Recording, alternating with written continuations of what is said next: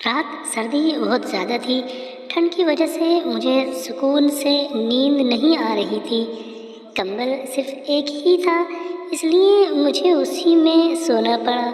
تھوڑی دیر بعد مجھے کمبل میں کچھ محسوس ہونے لگا۔ ہیلو دوستوں، میرا نام پوجا ہے اور میری عمر 25 سال کی ہے۔ مجھے BSc نرسنگ کی تیاری کر رہی ہوں میں احمد آباد میں رہتی ہوں۔ میرے گھر میں ممی پاپا اور ایک چھوٹا بھائی ہے۔ ویسے تو وہ عمر میں مجھ سے صرف 1 سال ہی چھوٹا ہے، اس لیے ہمیشہ ایک دوست کی طرح رہتا ہے اور ہمیشہ میرے ہر کام میں ساتھ دیتا ہے۔ میرے پتا جی ڈاکٹر ہیں اور ممی ٹیچر ہیں، اس لیے اکثر گھر پر ہم دونوں ہی رہتے ہیں اور اپنی پڑھائی میں لگے رہتے ہیں۔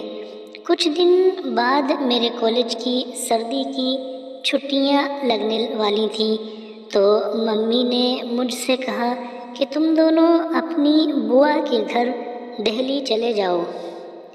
ممی کے بولتے ہی ہم دونوں بہت خوش ہو گئے اور دہلی جانے کی تیاری میں جٹ گئے۔ پتا جی نے احمد آباد سے دہلی کی ٹکٹ بک کروا دی۔ ہم دونوں اپنا اپنا سامان لے کر دہلی پہنچ گئے۔ وہاں میری بوا کا لڑکا پہلے سے ہی ہمیں لینے کے لیے ریلوے اسٹیشن پر آ گیا تھا۔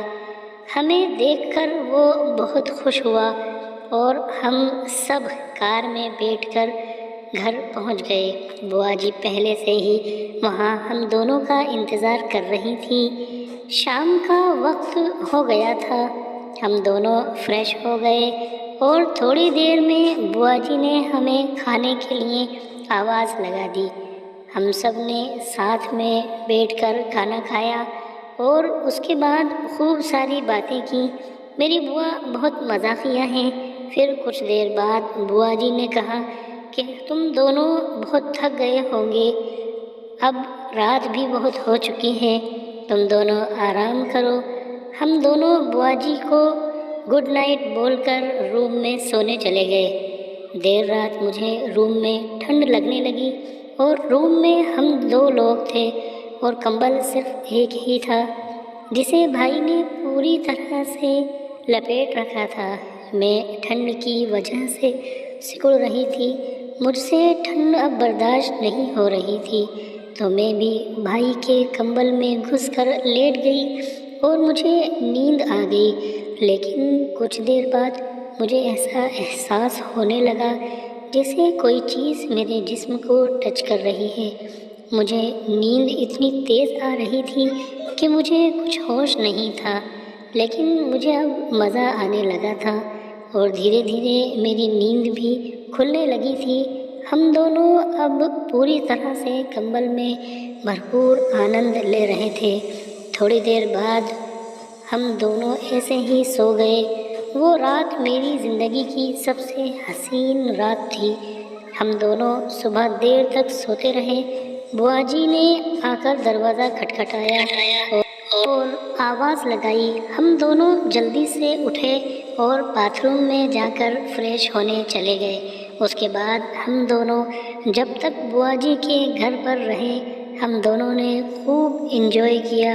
اس کے بعد ہماری چھٹیاں ختم ہو گئیں اور ہم اپنے گھر احمد آباد واپس آ گئے۔